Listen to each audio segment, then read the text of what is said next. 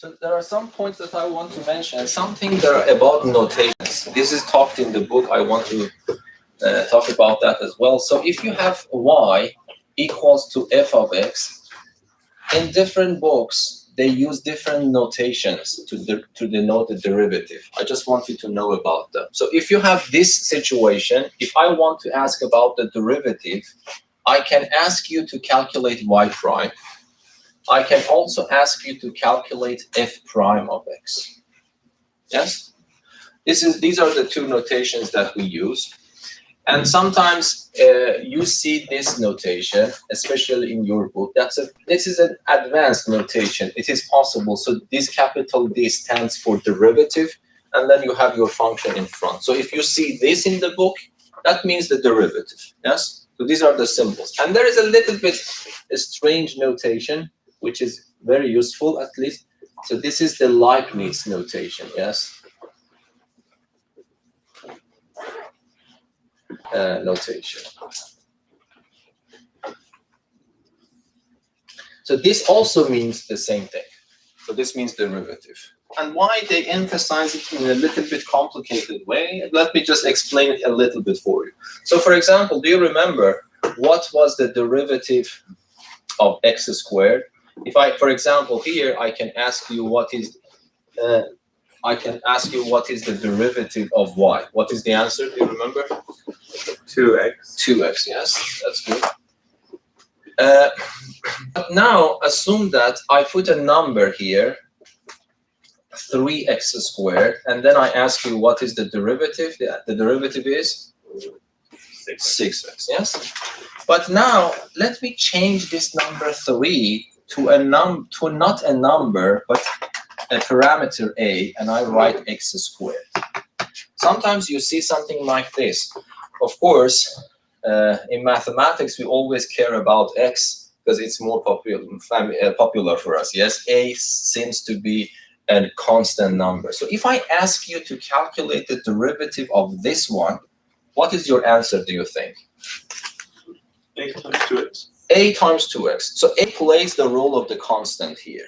Yes. So be careful about this. When we want to take the derivative, without explicitly mention something, which one is the variable, you always take x as the variable. Yes, this is the standard convention. Yes, so this becomes a, because that's a constant, you take it out, and then do the same thing exactly here. You take the derivative of this, it becomes 2x, but people write it 2 times a times x, which is simple.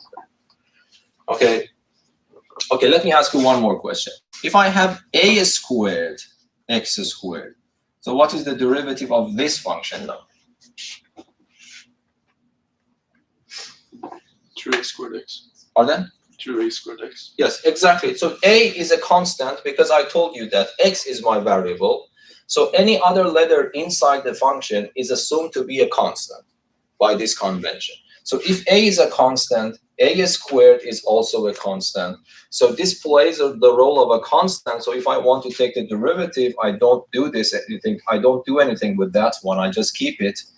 According to which rule do you remember? C times f derivative is c times f prime. Yes. So a squared, I don't do anything with that. That is my constant. I pull it out and I just take the derivative of this. It becomes 2a squared x. Yes. Is that understandable? But sometimes, at least in a little bit more advanced mathematics, sometimes you want to take the derivative of the same function, but with respect to the other letter, to the other variable, a. Okay? So, but then this notation is not useful. The Leibniz notation is useful. So we say that dy dx, when you see this, it means that I am emphasizing that my variable is x. In this case, the answer is the same. But might be you see something like this, dy dA. Okay? Then this tells you that that person who designed the question is taking a as the variable. So it means that you need to interchange the role of constant and variable in your head. So if you see this symbol, this tells you that take the derivative. It's also saying something more to you. It's saying that x is the variable. Yes? This symbol probably for this problem is useless because x is the only variable. So if you want to emphasize more, be my guest, but you're wasting the time, yes? But in this problem, even though if I give this in the exam and I ask you to take the derivative without explicitly mention which one is the variable, by convention, you always take x as the variable. But if I ask you to calculate this, I am just testing this knowledge of you, that do you really know what is the meaning of this symbol? How do you interpret this? You need to interpret this in this way. I am taking the derivative of y. I am assuming that a is the variable. So it means that whatever you see except a is considered to be a constant. Yes? Now can you tell me what would be the answer there? 2ax squared. Yes, exactly. Because now x squared is a constant in this part. I don't consider the x squared. I focus and take the derivative of this as if a is x. Yes? So the derivative of a squared becomes what? 2a. And the answer is 2ax squared.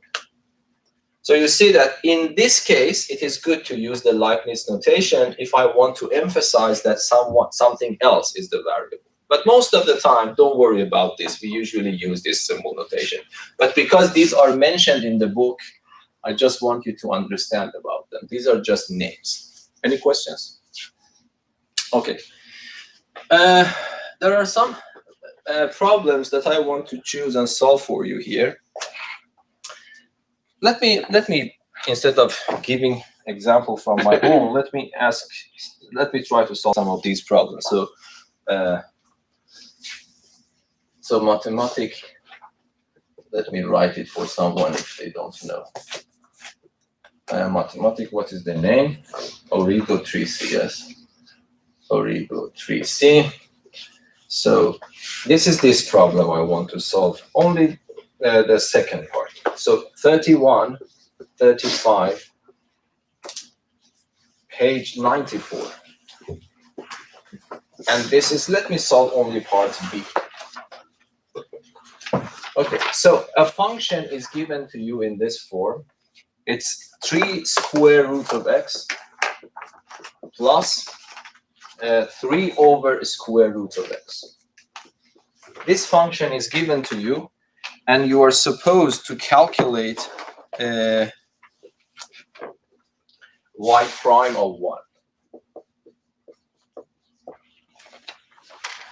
But as far as I understood, they have actually guided you somehow. First calculate the derivative and then this one. But this doesn't need to be the case. When I give you this and I ask you to calculate this, you need to know yourself that first you have to take the derivative. When you found the derivative, go and replace x's with that value, okay? So this is you need to do it in 2 steps. Take the derivative, differentiate, and then replace it with 1, yes? So let us do a little bit of practice here. So do you have any idea how should I start differentiation here? So that one rule that I need to, so let us repeat the rules. You see, this is the sum of 2 functions, yes? So do you remember what was the rule for the sum rule? If I have the sum of the 2 functions and I want to differentiate the sum, what was the rule? I can differentiate the first one, I can differentiate the second one and add them. Okay, so let me repeat everything here. So here, I want to calculate the derivative. So this becomes 3 square root of x plus 3 square root of x prime. Yes? So what I need to do, I need to write 3 square root of x prime and then plus 3 square root of x prime. Yeah, is that understandable? Okay. But then there was another rule. So let me repeat it here. CF, a constant multiplied by my function derivative. I don't care about the constant. I just multiplied I multiply the constant by the derivative of my function. So here, this is the case. So do you agree that I can write it as 3 times the square root of x prime? And the second one, I can write 1 over the square root of x prime. Yes, is that understandable as well? So this 3 is a constant, multiplicative constant. According to this rule, I just take it out and concentrate on differentiating the function. Here, if you are a little bit confused, so let me write it here. Do you agree that this is the same expression as this? Yes? I want to make sure that you really understand this simple stuff. So 3 over square root of x can be written in this form, yes? And then this is a product of a number by a function. Again, I use the same rule. I pull the number out and I concentrate on differentiating the function. Yes? I don't know how much you remember, but hopefully you remember this formula. What was the derivative of this function? Everybody knows about that, hopefully, yes? C goes down, and then you write C minus 1. This is the only formula that we learned so far. So it means that if I am supposed to solve this problem, I need to be able to reduce these two into a form that I can use this. And then you have enough experience for that, yes? What was another name for the square root of x? X to the power 1/2. X to the power of 1/2. And then can you just do, what can I do about this one? X to the power -1. Agree? This becomes x to the power positive 1/2, but this is in the denominator. I only know this formula, so it motivates me to bring it up. So if you don't understand, please let me know. Yes? Now I start differentiation.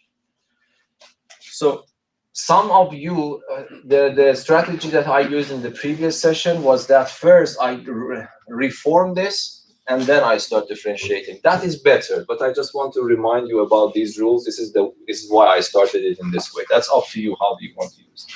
So, but now we know how to do this. So it becomes 3. 1 over 2 goes down. X to the power of 1 over 2 minus 1. But 1 over 2 minus 1 is -1/2, yes? It becomes -1/2. I put it here. And then the same story here. So -1/2 goes down. And then I write -1/2, 1 unit less. What is the answer? It's -3 over 2, yes? So this becomes -3 over 2. And I would prefer to simplify it. So let me write it here. So y prime is equal to 3 times 1 over 2, x to power -1 over 2. Let us not simplify it. Let us see what happens. 3 times that one, it is 3 over 2, x to power -3 over 2. So that is my derivative. Any questions so far? But the problem is not finished because the question mark is not just a derivative, is the derivative calculated at x equal to 1. So what I need to do, at the end, I have to replace the x in the derivative with that number. Of course, this number has probably chosen intentionally to be 1 because this is not confusing. 1 to any power, it becomes 1. So it is not hard. But for example, if they ask you to calculate y prime of 4, we can also solve that. I want to see how do you understand that. So here, let me solve the problem finally. So the question mark is y prime at the point 1. So it means that I replace x everywhere with that 1. So this becomes 3 over 2. Let me write it. 1 to power -1/2. And then I have -3 over 2. And 1 to power -3/2, yes?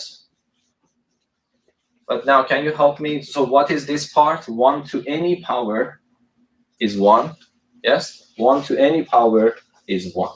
So what is the answer? And the answer is 3 over 2 minus 3 over 2. The answer is 0. Is that understandable? So this is a very simple thing. But let me add something to it. For example, what would happen if I want to calculate y prime, say, for example, at 4? So let me add this one to this example as well. So you don't need to do everything from scratch because I have done the derivative for you. What I need to do is to replace x this time with 4, yes?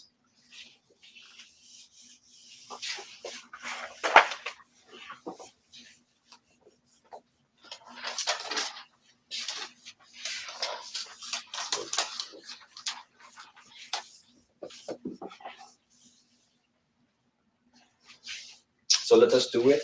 So y prime calculated at 4. So it means that I need to replace x everywhere with 4 this time. So this becomes 3 over 2, 4 to the power of minus a half. And then I have minus 3 over 2, 4 to the power of minus 3 halves, yes?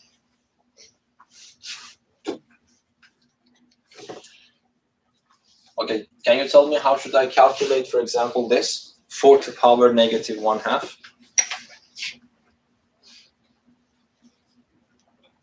Yes? 1 over 4 squared. No, 1 over the square root of 4. Yes, that's one way. Another way is this one. Let me just do it in this way. That is, the Dylan said is actually completely right. But let me write it in this 4. So 4 is what? 2 to power 2. And then you have minus a half. But you know that if you have an exponent, if you have a power, you want to exponentiate it once more, you multiply the exponents. 2 times minus a half is minus 1. But 2 to power minus 1 is 1 over 2. So the answer to this is 1 over 2. Yes? Is that clear? Yes or no? Yes. Okay. And then the same story for the next one. So 4 to the power of 3 over 2. So it becomes 2 to power 2 to the power of negative 3 over 2. And then what I do, I just multiply these again. It becomes negative 3. And then it becomes 1 over 2 to the power of positive 3. But 2 to power positive 3 is just 1 over 8.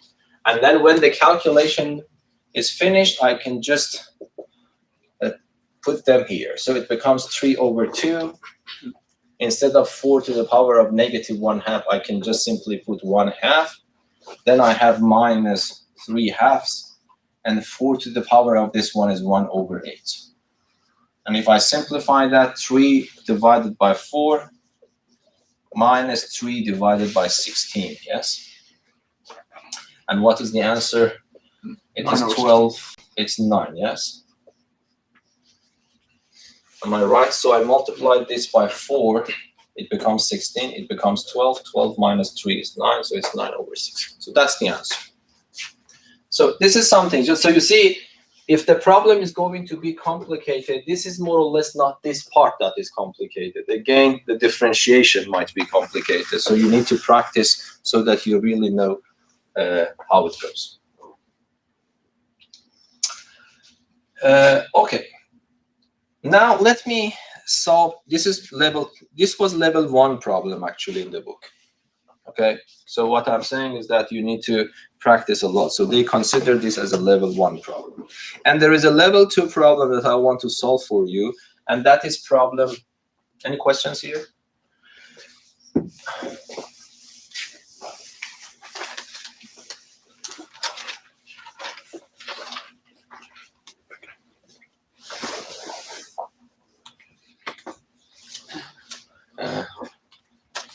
So it is problem 31, 37 on the same page, page 94. Okay. So determine an equation. So they have written ekvationen. Ekvationen means the equation, yes, in Swedish. This is wrong. There is no the equation for a straight line. For example, if I ask you this line, this is y equals to x, yes? So if you just multiply this by, so if I draw the graph of this one, it is this line. If I multiply everything by 2, this is not the same equation, but it represents the same line. So I cannot say the equation. I can say an equation, yes? So this is very careful. I don't know why they have mixed this problem. So, but the tangent line is correct because there is only one tangent line. So determine an equation for the tangent line to this curve.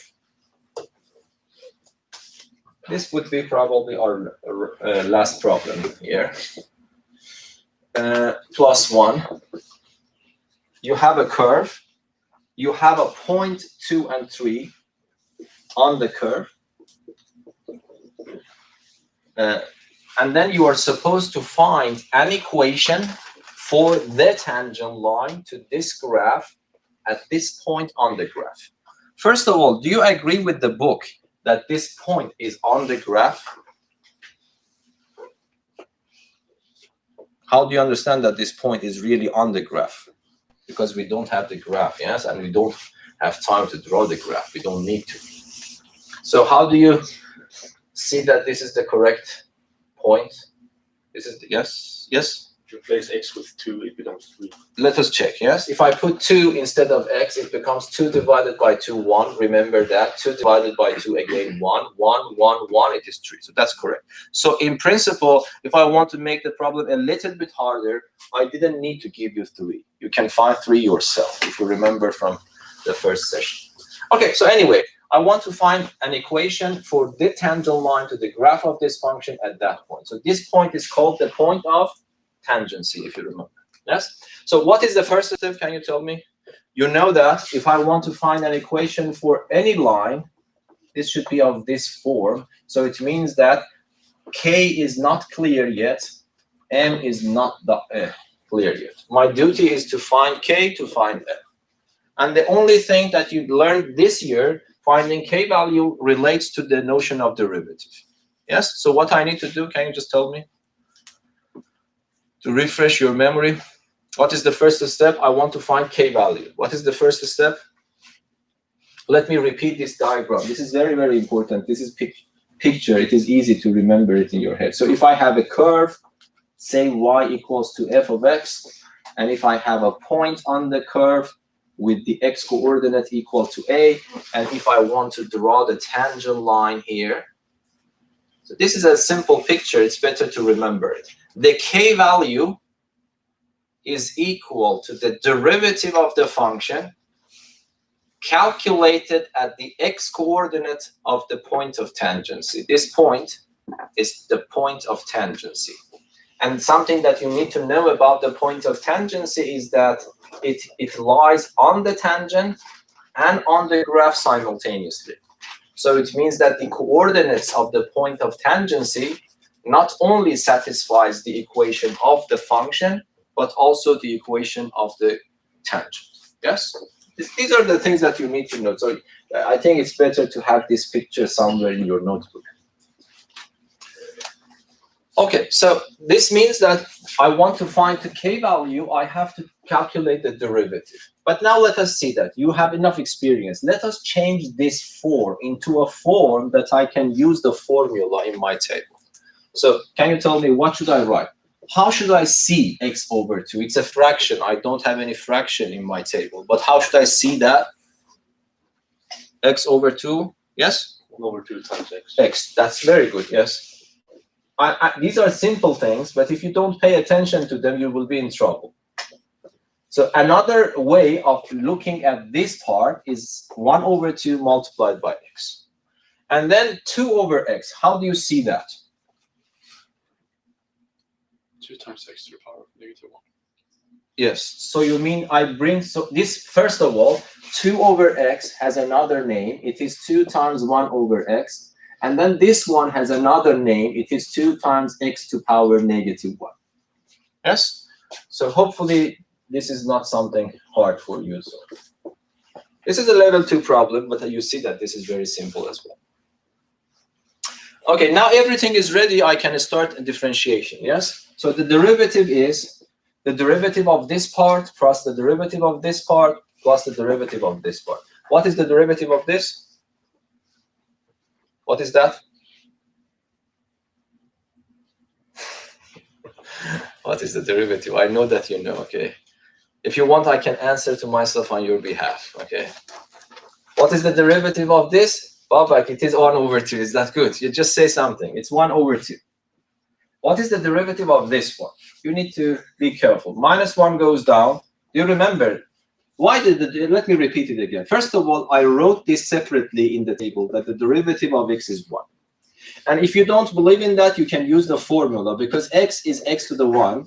If I want to take the derivative, 1 goes down. And then I am supposed to subtract 1 unit from the exponent. So it becomes 1 x to the 0, but x to the 0 is 1, so it becomes 1. So you really don't need to go through to this process. Remember, the derivative of x is simply 1. And then for this one, 2 is here, minus 1 goes down, minus 1 will be multiplied by 2, so it becomes negative 2. And then what would be the exponents? Minus 1, it's minus 2. What is the derivative of 1? 0. Yeah. I have seen some people forget to put 0 here. They just write 1. But remember, that is 0. Now everything is ready. Okay.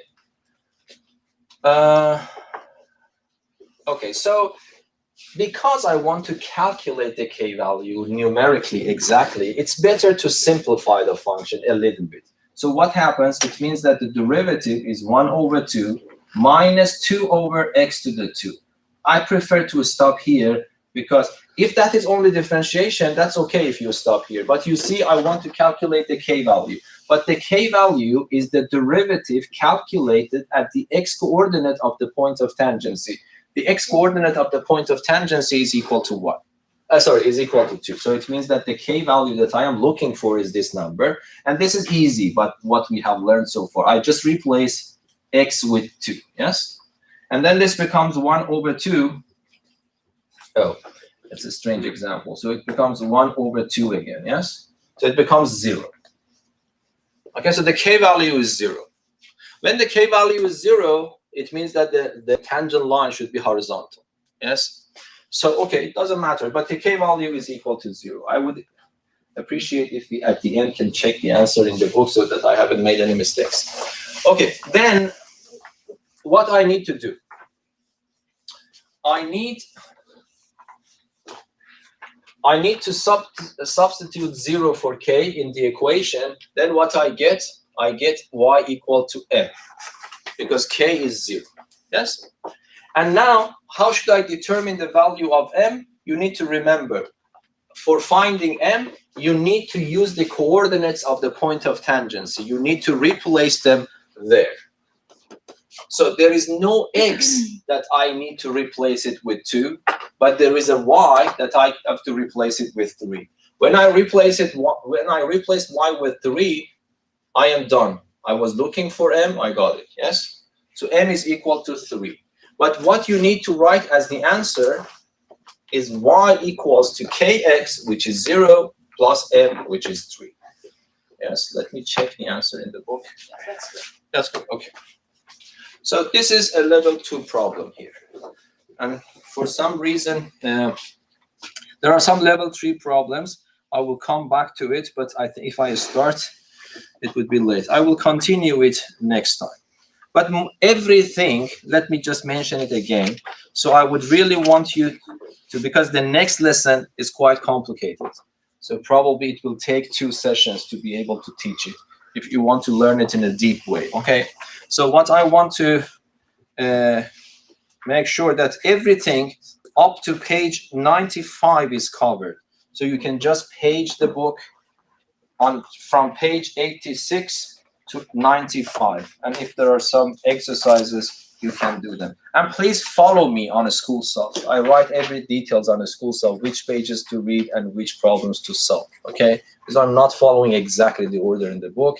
It might be a little bit confusing for you. Any questions? Okay, so I have to go. Okay, I will end this stream. Thank you.